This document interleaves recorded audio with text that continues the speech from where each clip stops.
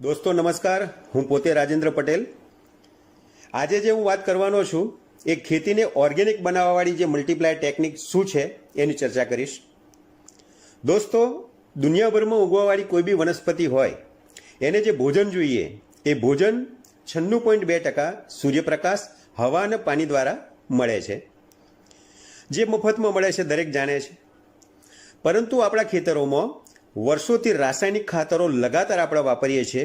આ કારણે કુદરતી જે વ્યવસ્થા છે એ અકાર્યરત થઈ ગઈ, જેથી રાસાયણિક ખાતર નાખવું જરૂરી થઈ ગયું છે આજે. દોસ્તો, જેના માટે અમે 13 વર્ષના અથાગ સંશોધનની મલ્ટીપ્લાય ટેકનિક તૈયાર કરી. માટી ખરાબ થઈ ગઈ છે, મફતનું ભોજન બનાવવાનું બંધ થઈ ગયું છે, ત્યારે માર્કેટમાં લાખો કંપનીઓ પાકનું ભોજન ખાતર તરીકે વેચવાનું શરૂ કરી દીધું.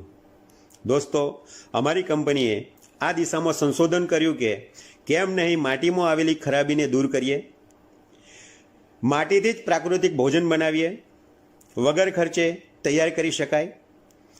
અને સંશોધન સફળ રહ્યું. મલ્ટીપ્લાય ટેકનિક નથી ખાતર કે નથી દવા,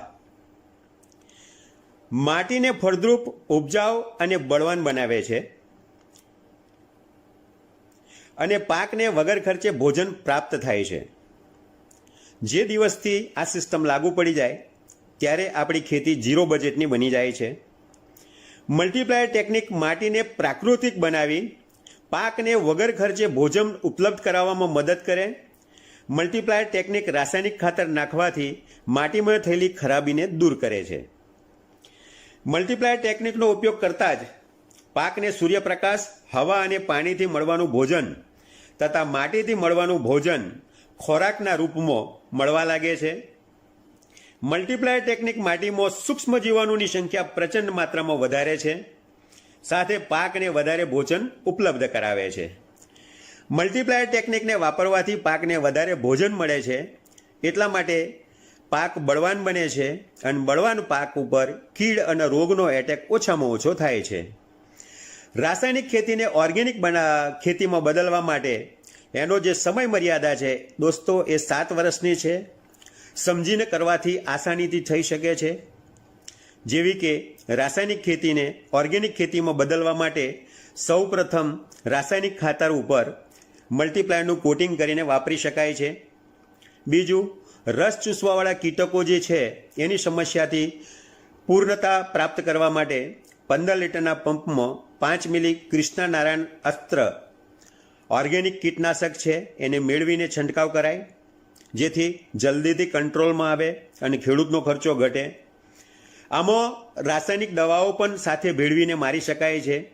જ્યારે પણ છંટકાવ કરવો હોય ત્યારે 15 લીટરના પંપમાં કૃષ્ણા સ્પ્રે પ્લસ 2 ml મેળવીને વાપરી શકાય છે.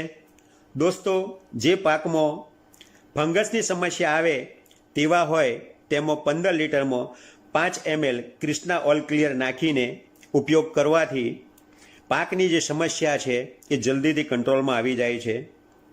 દોસ્તો, ધ્યાન રાખવા જેવી બાબત, મલ્ટીપ્લાયરનો કલર કાળો હોવાથી જે પાકની અંદર ફળ ને ફૂલ આવી જાય એ પાક ઉપર સ્પ્રે મારવાનો બંધ કરી દેવો જમીનમાં આપી શકાય છે.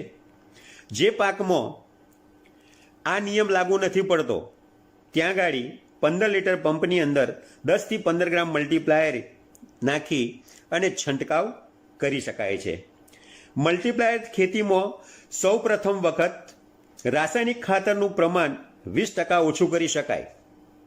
ત્યાર પછી ઉત્પાદન વધવા માંડે ત્યારબાદ દર વર્ષે 20% રાસાયણિક ખાતરને ઓછું કરતા જાઓ. થોડા જ વર્ષોમાં ધીરે ધીરે ઓર્ગેનિક ખેતી કરી શકાશે.